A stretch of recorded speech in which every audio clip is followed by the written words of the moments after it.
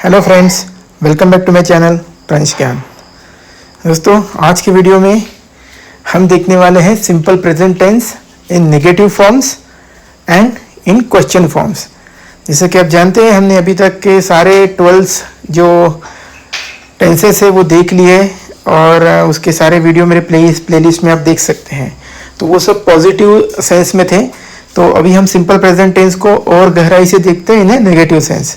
जैसे negative sense में simple present tense का जो कंस्ट्रक्शन ऑफ सेंटेंस होता है वो कुछ इस प्रकार होता है जो आपके स्क्रीन के सामने दिख रहा है। Subject plus do not does not, do does plus not और बेस वर्ब प्लस ऑब्जेक्ट। जैसे सब्जेक्ट माने आई वी यू ही शी, आपने जैसे पता ही है। जैसे डू नॉट डज नॉट, अब ये डू नॉट डज नॉट किस चीज़ के सामने आएगा ये हम सेंटेंस में इसके बारे में देखेंगे। उसके बाद बेस वर्ब, मतलब जो वर्ब है उसका फर्स्ट फॉर्म आता है और उसके बाद ऑब्जेक्ट आता है। तो आइए सेंटेंस के द्वारा इसे हम कुछ अच्छी तरीके से समझते हैं।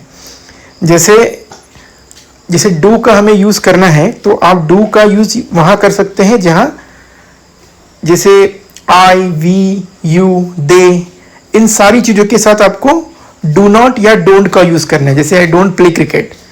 और डज का यूज कहाँ करना है, जैसे सिंगुलर फॉर्म है ही शी इट नेम, तो इन चीजों में हमें सिंगुलर फॉर्म डज का यूज करना है। तो ये क्लियर हो गया कि आपको डज का फॉर्म क्या करना है जहां वर्ब सिंगुलर है।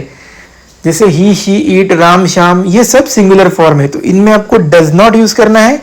और आई वी यू दे, इन सब में आपको डू नॉट यूज करना है। सो आइए सेंटेंस के द्वारा हम इसे अच्छी तरीके से समझते हैं। जैसे मैं चावल नहीं खाता हूं, सो आई है तो I do not eat rice, मैं चावल नहीं खाता हूं। वह कॉफी पसंद नहीं करती, शी डजंट लाइक कॉफी। जैसे यहाँ पे I she he she it के सामने में से डज ही आएगा, so she doesn't like coffee. हम क्रिकेट नहीं खेलते हैं, we do not play cricket, हम क्रिकेट नहीं खेलते।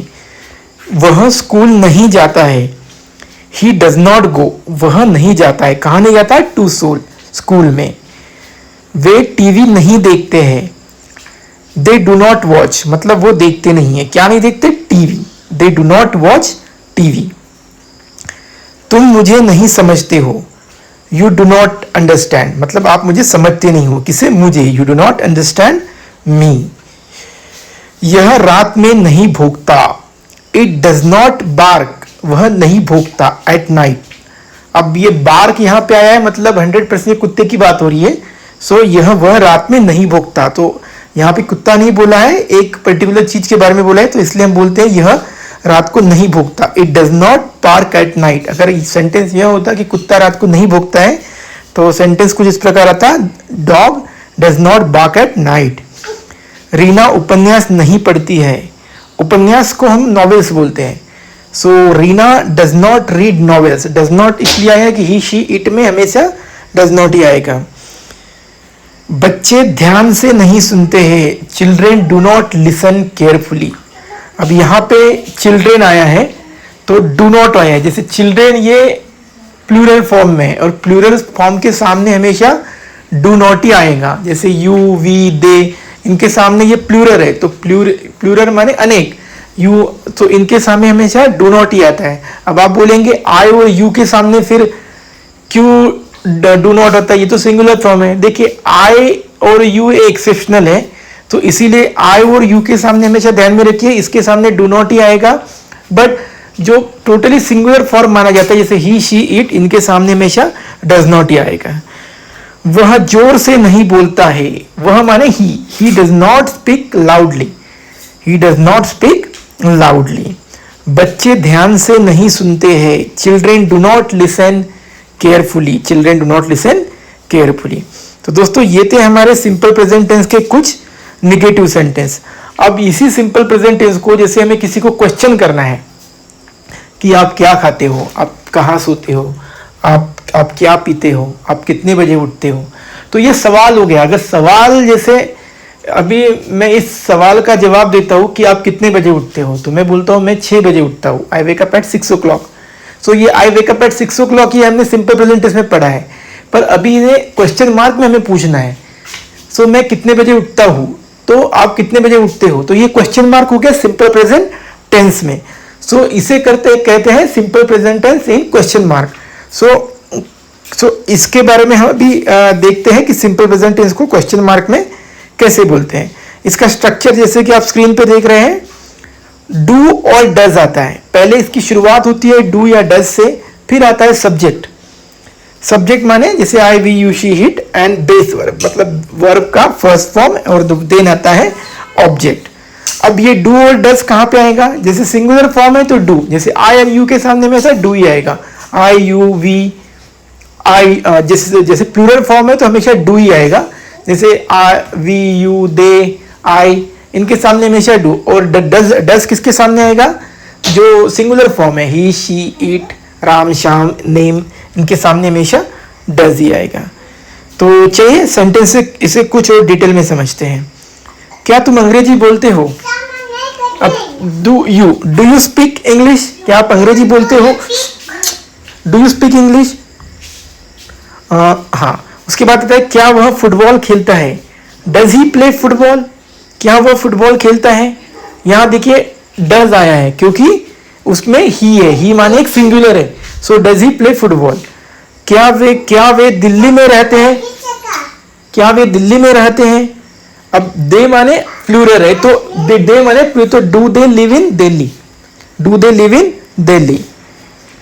उसके बाद देखिए क्या हमें और समय चाहिए? Do we need more time? क्या हमें और समय चाहिए? जैसे हमें माने वी माने एक से ज्यादा लोग।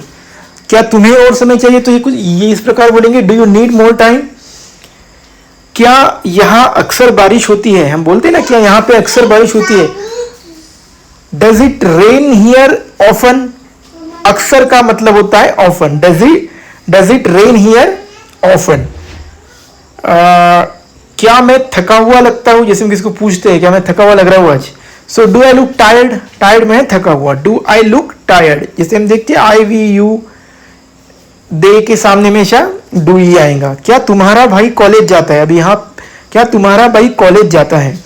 Does your brother go to school? अब यहाँ पे डज आया है योर ब्रदर के सामने क्योंकि ये सिंगुलर पर्सन है। आप किसी एक व्यक्ति को बोल रहे हो क्या तुम्हारा भाई स्कूल जाता है, तो हम इसे बोलते हैं does your brother go to school. क्या पक्षी आकाश में उड़ते हैं? Does birds fly in the sky? क्या पक्षी आकाश में उड़ते हैं? So do bird fly in the sky? यहाँ बर्ड्स है, अनेक है। बर्ड होता तो डज आता है, यहाँ पे बर्ड्स है। बर्ड्स माने अनेक पंछी, तो अनेक है इसीलिए यहाँ पे डू आएगा। Do birds fly in the sky? क्या ट्रेन यहाँ रुकती है? अब एक ही ट्रेन की बात हो रही है तो इसलिए यहाँ पे डज आएगा। Does the train stop here? Does the train stop here? So दोस्तों आज के वीडियो में हमने देखा है कि सिंपल प्रेजेंट टेंस के सहायता से हम नेगेटिव सेंटेंस और क्वेश्चन मार्क के सेंटेंस कैसे बनाते हैं। तो अगले वीडियो में हम देखेंगे कुछ इसी प्रकार का प्रेजेंट कंटिन्यू टेंस के नेगेटिव सेंटेंस और क्वेश्चन मार्किंग सेंटेंस। तो दोस्तों आप हमारे ये वीडियोस कंटिन्यू देखते रहिए। जहाँ पे आपको जो भी मटेरियल सिखाया जा रहा है वो यकीन मानिए काफ़ी अच्छे क्लासेस में भी नहीं पढ़ाया जाएगा और फ्री में पढ़ाया जा रहा है। तो आप जो भी मैं सेंटेंस आपके स्क्रीन के सामने दिख रहे हैं, चाहे तो आप इसका स्क्रीनशॉट ले लीजिए या बुक में नोट डाउन कर लीजिए और इसकी प्रैक्टिस कंटिन्यू करते रहिए। और मैं आपको यकीन दिलाता हूँ अगर आप ये सेंटेंस कंटिन्यू करते हैं तो आप अंग्रेजी काफ़ी बेहतरीन तरीके से फ्री में सीख पाएंगे। सो आज के लिए इतना ही। मिलते हैं अगले वीडियो में। Thank you. Good night.